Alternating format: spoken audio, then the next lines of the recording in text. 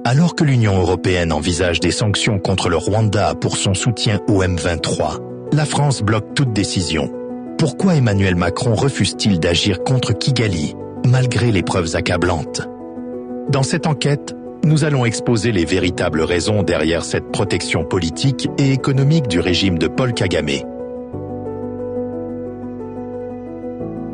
Derrière ce blocage, il y a des intérêts stratégiques et économiques majeurs. Le projet gazier Mozambique LNG, dirigé par Total Energy, représente un investissement de plus de 20 milliards d'euros. C'est l'un des plus grands projets énergétiques d'Afrique. Depuis 2021, la France mise sur le Rwanda pour sécuriser cette zone. Kigali a envoyé 2500 soldats au Mozambique, financés en grande partie par l'Union européenne, sous prétexte de lutte contre le terrorisme. Alors que la Belgique et d'autres pays européens demandent des sanctions contre Kigali, j'y défendrai à nouveau l'importance de prendre des sanctions individuelles, de suspendre le dialogue sécurité-défense avec le Rwanda, de suspendre le mémorandum d'entente sur les matières premières critiques ou encore de suspendre le financement de l'armée rwandaise au Mozambique. La France bloque tout pour ne pas mettre en péril ses relations avec Paul Kagame et Total Energy. Nous sommes extrêmement clairs sur la responsabilité du Rwanda qui, en sous-main, effectivement, veille à nourrir le mouvement M23. À ce titre, nous ne pratiquons pas de double standard. Il y a un agresseur et un agressé. Et j'ai exhorté, effectivement, comme du reste mes prédécesseurs, à ce qu'il y ait une réaction de la communauté internationale et singulièrement des pays européens qui soit beaucoup plus vigoureuse à l'égard du Rwanda. Dans les instances européennes, nous plaidons pour qu'il y ait des sanctions qui puissent être prises à l'égard du régime de M. Kagame. Le modèle est toujours le même. Le Rwanda intervient militairement, puis des entreprises proches du régime raflent des contrats économiques. Au Mozambique, des sociétés rwandaises comme Crystal Ventures, Radarscape et Isco Segurança assurent la sécurité du site de Total Energy. Ces accords ont été scellés après une rencontre entre Patrick Pouyanné, PDG de Total Energy, et Paul Kagame à Kigali en janvier 2022.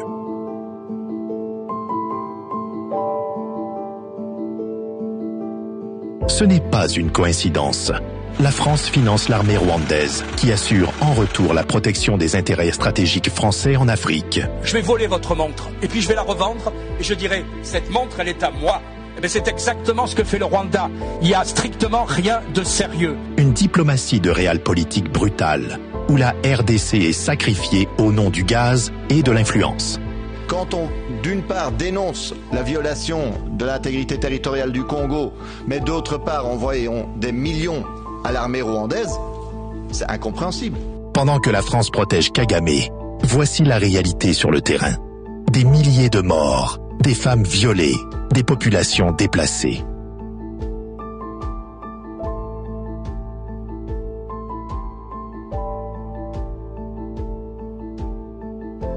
Macron applique une politique cynique.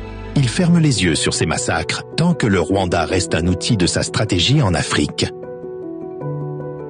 Les discussions à l'Union européenne montrent que la Belgique et d'autres États veulent imposer des sanctions contre Kigali. Mais la France utilise son pouvoir pour les empêcher. Il faut aider le continent africain, pacifique, latino-américain à développer davantage d'infrastructures pour les grands événements. C'est ce qui a été fait par le président Kagame de manière extraordinaire ces dernières années.